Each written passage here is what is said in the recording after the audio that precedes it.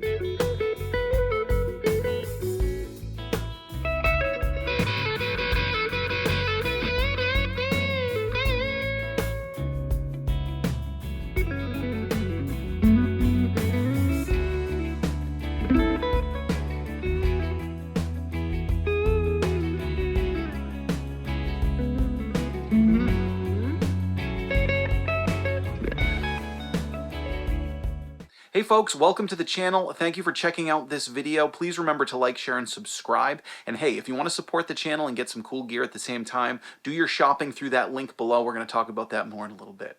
So here's the D'Angelico Deluxe Mini DC. This particular model has P90 pickups. This guitar is a great alternative for someone who's looking for something like a Gibson or Epiphone ES339. You want something really good quality. Maybe you want a few different options, a little different styling, and something that's competitively priced. Now, this is the highest end model that D'Angelico makes, the deluxe model. They do also make this guitar in a number of other price points, similar models I should say, but they make a Mini DC, they make a Premier, they make a number of XL models, and then of course you've got the Deluxe, and with the Deluxe you can get either P90s or humbuckers. Now in this one you've got Seymour Duncan Stacked P90s, so they're actually noiseless P90s. Now a lot of people have a lot of opinions about noiseless P90s. These sound good.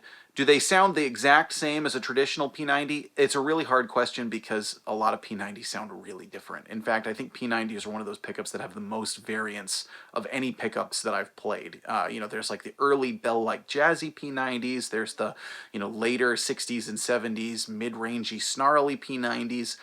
These are very percussive and fat P90, but they do still have that top-end kind of twanginess to them like you would expect from a P90. So they definitely have that single coil character. It's a real percussive quality that I think sounds nice. Now, that's going to be matched by a mahogany body. It is a center block guitar. This is a semi-hollow.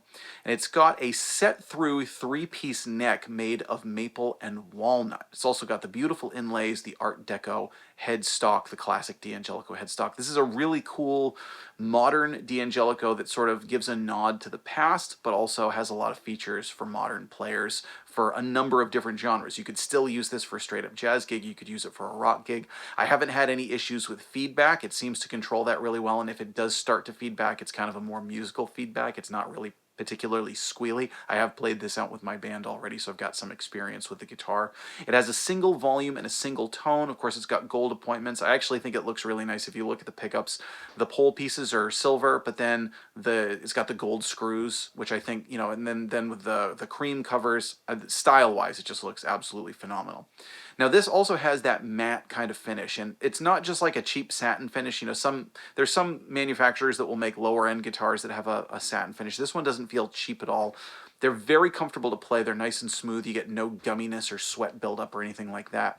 But also one of the things that I think is great about them is they look great on stage. Now, I have another D'Angelico Deluxe that has the same type of matte finish. It's a different color, but the same type of matte finish.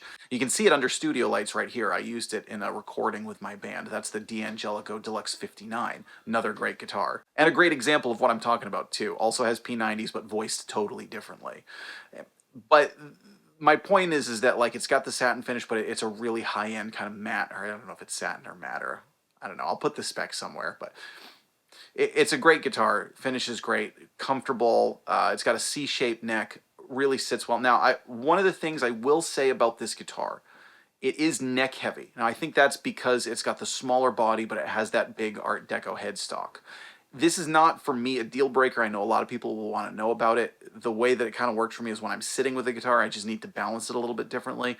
And really, I've never had issues with neck dives on neck-heavy guitars because all you need to do is make sure you use a strap that grips your shoulder a little bit more. You know, so don't, there's some straps that are really smooth that can slide back and forth really easily. Just don't get a strap like that. Get a strap that's, you know, suede or something that just kind of gives you a little more friction on your shoulder so it doesn't slide as much. It stays kind of snug and in one place. That's what I've done for years with other neck-heavy guitars, and I've never had an issue. But I did want to bring it up. I think it's important for people to kind of know about it. It just balances a little bit differently.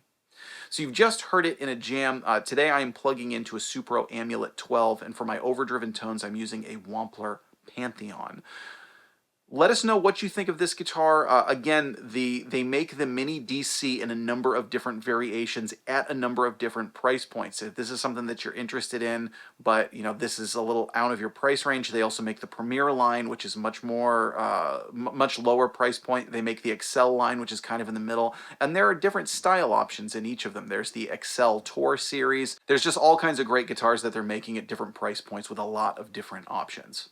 So let us know what you think. If you want to support the channel, if you're interested in this guitar or others like it, again, shop through the link below, and I'm actually going to link to not only this guitar, but other of the Mini DCs in the D'Angelico line at different price points. Now, whether you buy this guitar through that link or any other gear through that link, it actually supports my channel. What happens is you get cool gear at the normal cost, they get a sale, I get a little commission. We all work out at the end. It's the free market at work. So I'm about to give you a full tonal profile of this guitar in action. Neck, middle, bridge, clean, and overdriven. Let us know what you think. I'm Jack Fossett. Remember to like, share, and subscribe. And I hope you enjoy the rest of the video.